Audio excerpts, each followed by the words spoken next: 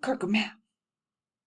Oh my goodness, everyone. I am so excited to present you with 9.6, the quadratic formula.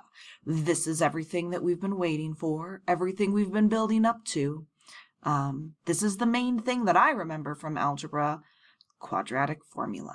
All right, we're on page 210 and 211 in your student companion. Let's get started. All right, so first we have to figure out where we get this quadratic formula from.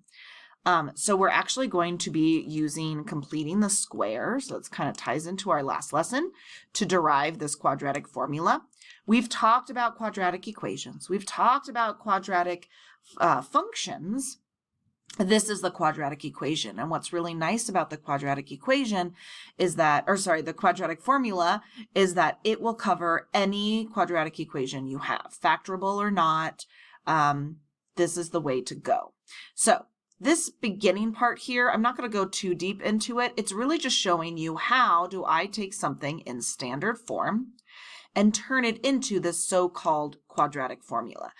So the first thing that they did was they just they rearranged the standard form into that where they moved C to the other side, and then they're going to start completing the square, okay? So they isolated this here. They're dividing by A because we want our A to be 1.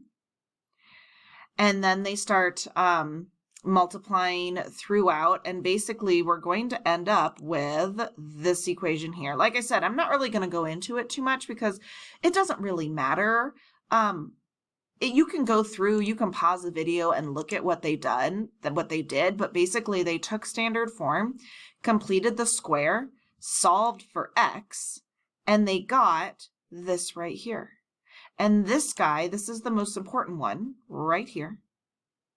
Okay, that is the quadratic formula. So the quadratic formula gives solutions of the quadratic equations in the form ax squared plus bx plus c equals 0 for the real values of a, b, and c. The quadratic formula is a useful method to find the solutions of any quadratic equations. So we've been looking at different types of functions and equations that are good for very specific purposes, but this guy kind of covers everything. Okay, so we are going to take a look at it and identify kind of how to use it. And that's kind of what this is all about. Everything we've been learning about quadratic functions and equations have led to this. All right, this is my quadratic formula. And the way that I remember the quadratic formula is I sing. And this was taught to me in high school, and I'm going to teach it to you. I prefer the Pop Goes the Weasel version, which is to the tune of Pop Goes the Weasel. However, you might find a different version online that you would like to use. But the way that I remember what the quadratic formula is by singing negative b plus or minus square root b squared minus 4ac all over 2a. And I'm going to sing that over and over again in this lesson because I think that's a great way to remember this formula. Now, really quickly, I want you to take a look at this quadratic formula, sing the song a couple times, take in its glory, and see if you can figure out what is the maximum number of solutions the quadratic formula can give. All right, let's actually use this quadratic formula now. Now that you've taken in its glory, let's actually use it. So the way that we're going to use the quadratic formula is by doing a couple steps here. So the first thing that we're going to do, and this is kind of step 1, if you're a step person, I would write this down. Step 1 is to write the equation in standard form and identify a, b, and c. I need to know what those are. So they took the equation above, right here, and they moved it around. They moved the 4x to the left, and they rewrote it in standard form and made it equal to 0, like a regular old quadratic equation. They then identified that a is 1, b is -4, and c is -7. That's step 1. Step 2 is now to substitute the values. So this is step 2. So again, if you're taking notes, into the quadratic formula. So we took our a and we replaced anywhere in the formula there's an a. They took our b, did the same thing, and our c. Okay, so you go from this, negative b plus or minus square root b squared minus 4ac all over 2a.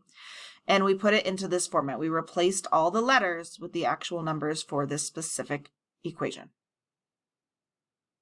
All right, now this is step 3. We're basically just going to solve for x, and that's it. Okay, so they went from, and let me actually move this quick. We went from this formula right here all the way down here. This is it simplified, and all we're doing is negative 4 is a positive 4. Okay, and then we're following order of operations inside our radicand, or under our radical symbol, to solve. So negative 4 squared, so we have positive 4 here, plus or minus.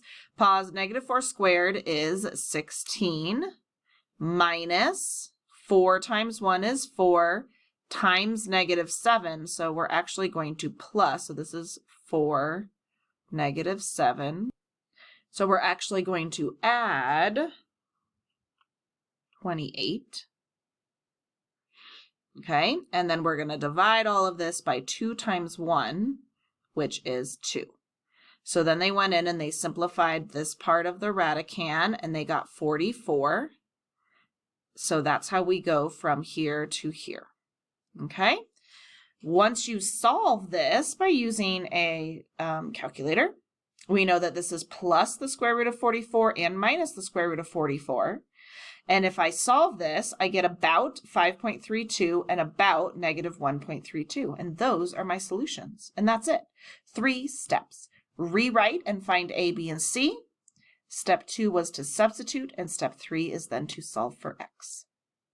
They're double checking their work here, so they went ahead and graphed the original equation to double check that these are correct. And you can see here that my x value is about negative 0.32 or negative 1.32, and my x value here is about 5.32.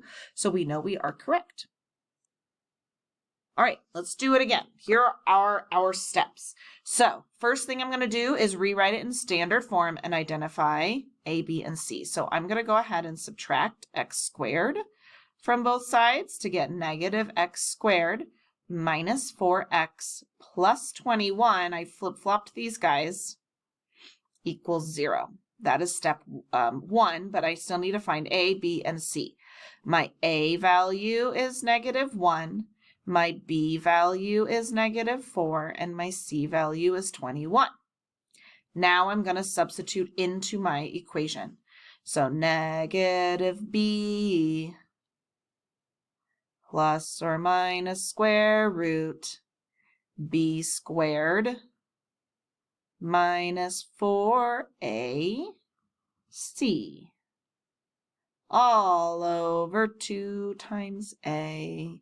And what you might notice is that we used to do something that was negative B all over 2A. If you remember that from solving with our standard form and finding x equals, that is part of this equation. You can see the connection here.